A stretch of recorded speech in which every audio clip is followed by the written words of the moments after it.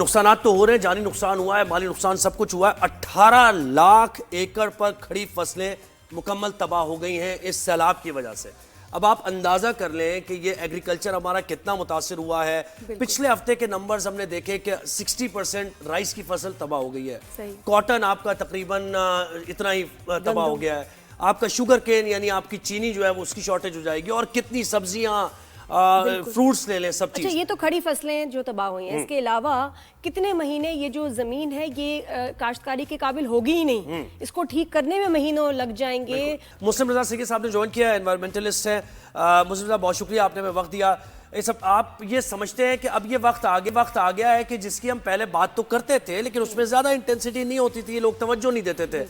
अब हमें ये तवज्जो देनी है कि हमने मुख्तलिफ दीगर जराए, अल्टरनेट जराए ढूंढने हैं अगर अपनी जरूरियात हमने पूरी करनी है। ग्रो योर ओन फूड, ये है जरूरत। मैं तो इस मामले पे बहुत अरसे से ये बात कर रहा हूँ, और मैं समझता हूँ कि इमरजेंसी तो आज हमें इस तरह सामने हमारा एक डिजास्टर आया है सैलाब की सूरत में, लेकिन क्योंकि इस पूरी दुनिया में जो है वो फूड सिक्योरिटी एक बहुत बड़ा मसला है।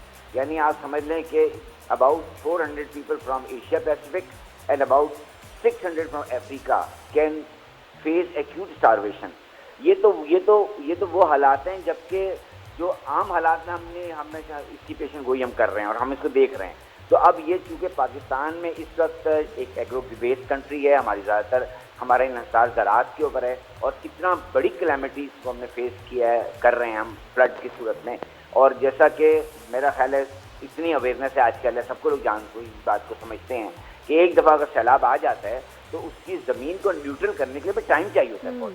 और देखिए, मैं हमेशा ये बात ही कहता हूँ कि हमारे मुल्क में बड़ा पोटेंशियल है, और हमारे मुल्क में जो बच्चे हैं, स्कूल गोइंग बच्चे हैं, उनको हमें ग्रास रूट लेवल से ये अवेयरनेस देनी है। और ये क्योंकि मैं दे भी रहा हूँ, एक ग्रीन फोर्स मैंने कायम की हुई है, और उसका मकसद ही यही होता है कि उन बच्चों को बताना कि हम कैसे how we can overcome our food security. तो ये मुस्लिम रजा साहब बताइएगा कि हम अपने घर में जो है किचन गार्डन्स कैसे ग्रो कर सकते हैं। इतनी ज़मीन, कुछ लोगों के पुराने घर हैं, 1000-2000 गज के घर हैं, और बिल्कुल ऐसी कुछ भी नहीं हो रहा।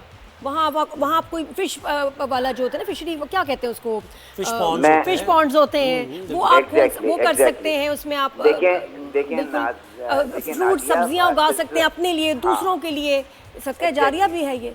बिल्कुल। देखिए नादिया, जहाँ तक जिन लोगों के घरों में जगह है, लैंड मौजूद है, वो तो बहुत ज़्यादा कल्टीवेशन कर सकते हैं। जिनके घरों में लैंड नहीं है, यानी they are living in apartment, यानी हमारे यहाँ पूरे पाकिस्तान में से वर्टिकल ग्रोथ हो गई है, ठीक है ना, और वो तमाम इलाके जो सैलाब से मुतासिर नहीं हुए, जहाँ पे ये कल्टीवेशन हो सकती है। मैंने तो इसको प्रैक्टिकली इसको प्रूव कर दिया है मेरे 400 प्रोग्राम है टेलीविजन पे इसी पर, कि आप अपने छोटे स्टूडियो अपार्टमेंट्स में भी you can grow up to 30 to 40% of your daily requirement. इसका हमारा सिलसिला ये है कि जो बेचारा हमारा किसान है, उसको कहाँ से हमारे प्रोड्यूस करेगा, उसको उसकी तो सारी जरिया राजी जो तो पानी है। तो सर बताइएगा, हम कौन सी सब्जियां जो है खुद उगा सकते हैं, क्योंकि सब्जियों की शॉर्टेज पड़ेगी। मैं आपको 20 सब्जियां बता सकता हूँ। जी बताएं। जो कि आप ग्रो कर सकते हैं अपने घर में आसानी से। आप आलू लगा सकते हैं, फूल गोभी लगा सकते हैं, बंद गोभी लगा सकते हैं, मूली लगा सकते हैं, शलजम लगा सकते हैं, गाजर लगा सकते हैं, मटर लगा सकते हैं, पालक लगा सकते हैं, प्याज लगा सकते हैं। अच्छा, इसमें जमीन वाली कौन सी है और गमलों में हम क्या ग्रो कर सकते हैं? जी वो भी बताइएगा कि अगर सिर्फ गमलों की जगह हो तो। अब मैं आपको बताता हूँ। देखिए, मूली आप गमले में लगा सकती हैं, बंद गोभी गमले में लगा सकती हैं, शलजम गमले में लग सकता है, गाजर लग सकती है, मटर की चूंकि क्रीपर होती है तो उसके लिए हमें ज़मीन चाहिए होती है, जिसमें बड़े, जिस तरह मैंने अपने रूफ टॉप के ऊपर बड़े कंटेनर्स रखे हुए हैं प्लास्टिक के, उनमें ये बेलें लगा दी हैं। प्याज लगा सकते हैं, लहसुन लगा सकते हैं, और इसके लिए कोई खास वेदर की जरूरत भी नहीं है ना, ये भी लोगों के जहनों में है। कराची, लाहौर, कहीं भी है, आप उगा सकते हैं। मैं नहीं, देखिए मैं इस वक्त आपको जो बता रहा हूँ, ये इस वक्त जो मैं शॉर्टलिस्ट जो मैंने आपको की हैं वेजिटेबल्स, ये सारी वेजिटेबल्स जो हैं, ये इनका यही सीजन है लगाने का।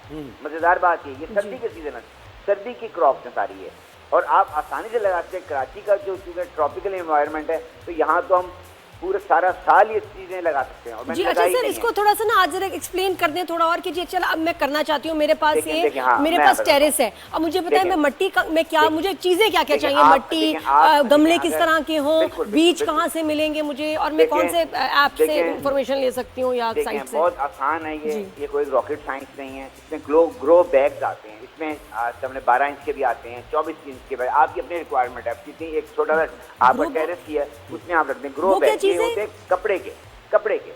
उसके अंदर मैंने एक क्या काम किया कि उन्होंने एक तरीके से एक ऐसी आइडियल सॉइल बता दी है, लोगों को बताता रहता हूँ मैं, जो आप बनाकर अपने यहाँ रख लें आराम से। ये कोई रॉकेट साइंस नहीं, आराम से ग्रो कर लें। उसमें क्या होता है, एक बालू मिट्टी जो हमारी कराची में बालू मिट्टी होती है, पंजाब वगैरह में फल मिट्टी होती है, यहाँ पर बालू मिट्टी रखिए, 20% उसके ऊपर कंपोस्ट डाल दें, 20% में गोबर की खाद डाल दें, और उसके बाद उसको मिक्स करके उसमें शुरू हो जाए। और ये कोई कतन ये मुश्किल काम नहीं है। और आप यकीन करें कि इस पूरी दुनिया में लोगों ने इस तरीके से अपनी फूड सिक्योरिटी को सिक्योर कर लिया है। सर जापान की मिसाल हमारे सामने है, दीगर जो ममालिक हैं जहाँ पर होता ही नहीं है, उनकी मिसालें छतों पे किया हुआ लोगों ने काम करना चाहिए। देखिए मैं तो खुद पाकिस्तान में पायनियर रूफटॉप गार्डनिंग का, वर्टिकल गार्डनिंग का और किचन गार्डनिंग का, क्योंकि मैं यही कहता हूँ कि चूंकि हमारे पास अब जमीन स्क्वीज हो रही है, हम वर्टिकल जा रहे हैं, तो हम पूरी दुनिया में आप देखिए, सिंगापुर चले जाएं, बैंकॉक चले जाएं, आप चाइना चले जाएं, वहाँ पे सब वर्टिकल ग्रोथ हो रही है सब। अच्छा, और इसमें मुस्लिम रजा साहब, मैं वीडियोस में देख रही थी कि जो वर्टिकल आप उसकी बात करें ग्रोथ की, वर्टिकल फार्मिंग, उसमें एक गमले में एक प्लास्टिक की कोई ऐसी सी चीज लगा देते हैं, कोई बड़ा सा कोई रॉड सा, पता नहीं क्या कुछ होता है उसमें मट्टी, और जगह जगह से ना जैसे हाँ ये लीफी वेजिटेबल्स जो है खास तौर पे, वो पालक, सैलेड लीव्स, वो जो है ना पत्तों वाली चीजें, वो आप इतने मजे से उसमें बहुत ज्यादा उगा लेते हैं एक गमले से। सिर्फ एक गमले से ढेर सारे जो है आपका उसमें कल्टीवेशन कर सकते हैं। अगर आप कभी मेरे रूफटॉप पे आए हैं, उसकी बल्कि शायद फुटेज आप लोग चला भी रहे होंगे, तो आना ही पड़ेगा, अब तो जरूर आएंगे, जरूरत है। एक गमले में पानी देते हैं, वहां से पानी दूसरे गमले में जाता है, वहां से तीसरे पॉट में जाता है, वहां से चौथे पॉट में जाता है, और इस तरह हम कंजर्वेशन ऑफ वाटर भी कर रहे होते हैं। हमें पानी का भी कोई मसला नहीं होता उसमें। उसके अलावा हाइड्रोपोनिक्स एक सिस्टम है, उसमें भी आप you can grow your vegetables. अब चक्कर ये, किसान जो है वो इस वक्त तो बेचारा अपने मामला में उलझा हुआ है, वो कहाँ हमें फीड करेगा 25 करोड़ पॉपुलेशन को। तो इस वक्त ये हाई टाइम है, स्कूलों में मैं चाहता हूँ कि आप स्कूलों में। अच्छा, और सर मुझे एक और चीज बताइएगा, वो हजार आपकी फील्ड, लेकिन ये कि लाइव स्टॉक से भी हम बहुत बड़े बड़े घर है कराची में, आपने देखा है पूरा सेटअप, लाइव स्टॉक भी जरा रखें ना आप, ये भी हम बिल्कुल। मैं असल में अभी आने वाला था इस बात पे, क्योंकि हमने इससे पहले ये क्वेश्चन कर लिया, मैं ज्यादा you are quite brilliant about it. देखिए, मैंने अपने घर में जो है वो मुर्गियां पाली हुई हैं, ताकि उन मुर्गियों से जो हमारा जो एग्रीकल्चर वेस्ट, जो मेरी आप समझ लें किचन गार्डनिंग का जो वेस्ट होता है, वही उनको ऑर्गेनिक फीड करते हैं मुर्गियों को। उससे जो अंडे हम मिलते हैं वो हमें ऑर्गेनिक मिलते हैं। इसी तरीके से अगर आपको छोटी सी जगह है तो आप एक बकरी पालने होते कोई मसला नहीं है। देखें, ये सुन्नत नबवी भी है और इसकी बड़ी बरकत है ये। और बस वो शहरों में हो गया ना, कूल नहीं है, तो अब उसकी वजह से ट्रेंड खत्म हो गया। शोर का भी एक मसला होता है कि फिर नेबर्स शिकायत करते हैं, लेकिन ये कि देखिए आपकी मुर्गियों पे क्यों शिकायत करेंगे? आपने छत पे पाल लें, अपनी छोटी सी बैल्कनी में पाल लें, कोई ऐसा मसला नहीं हो। देखें, वो सिर्फ आपको एग्स नहीं देगी, बल्कि वो आपको मीट फैसिलिटी भी देगी। लेकिन बस खास बात ये कि अब करना ही पड़ेगा, यानी हाँ आपको ये करना है, शोर जो है ना, ऑप्शन नहीं है। ये शोर भी बड़ा बुरा होता है, इसमें लोग होता है, लेकिन सिचुएशन का सामना है ना हमने। तो बहुत शुक्रिया मुस्लिम साहब।